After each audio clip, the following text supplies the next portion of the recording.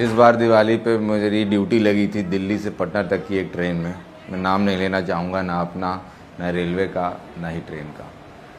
जो मंजर मैंने इस बार देखा वो शायद ही किसी ने देखा होगा और शायद ही कोई आगे देख पाएगा, क्योंकि ट्रेन में लोग नहीं जा रहे थे। लोग जा रहे थे उनके कहीं छुप के, उनमें ट्रेन जा रही थी। आपको खिड़कियों से बाहर लोगों की चूतने दिख रही हैं, दरवाजे से बाहर लोग लटके दिख रहे हैं आपको। मतलब आपके अगर ये 2 दरवाज़ा है तो ऐसे हो गया था दरवाज़ा, उसमें 10-10 लोग लटके हुए। हर आदमी के हाथ में जो आ रहा था पकड़ के खड़ा था, क्योंकि जिसको हैंडल मिला वो हैंडल पकड़ा था, जिसको किसी के बेल्ट मिली वो बेल्ट पकड़ के खड़ा था।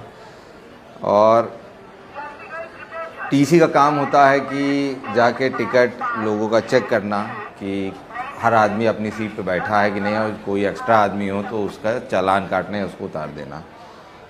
तो टिकट तो तब करता जब सीट दिख रही होती। बोगी में सिर्फ लोग भरे हुए थे। किसी बड़ी मुश्किल से मैं भरा बोगी में घुसा, वो भी मैं घुसा सिर्फ इसलिए क्योंकि मुझे खुद पटना जाना था, वरना मैं उस दिन रिज़ाइन कर देता।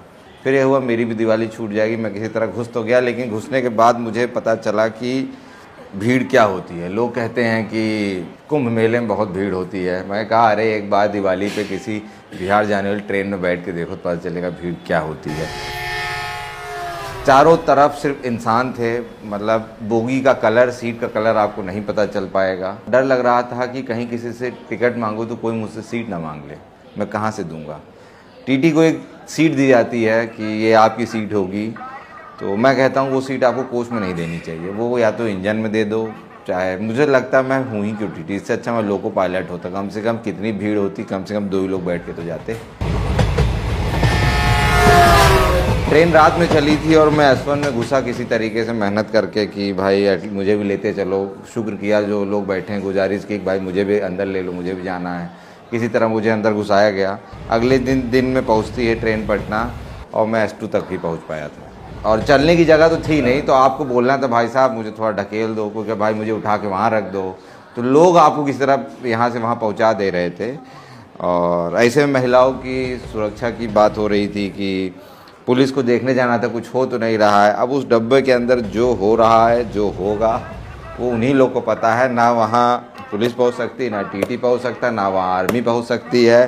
कोई नहीं पहुँच सकता उन डब्बों के अंदर जब तक वो ट्रेन खाली नहीं हो जाती।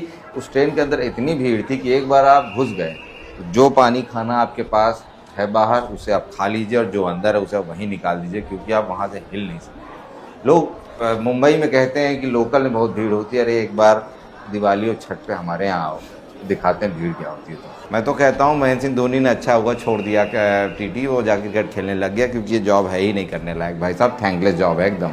संपर्क क्रांति प्लेटफॉर्म नंबर 3 पर आ रही है।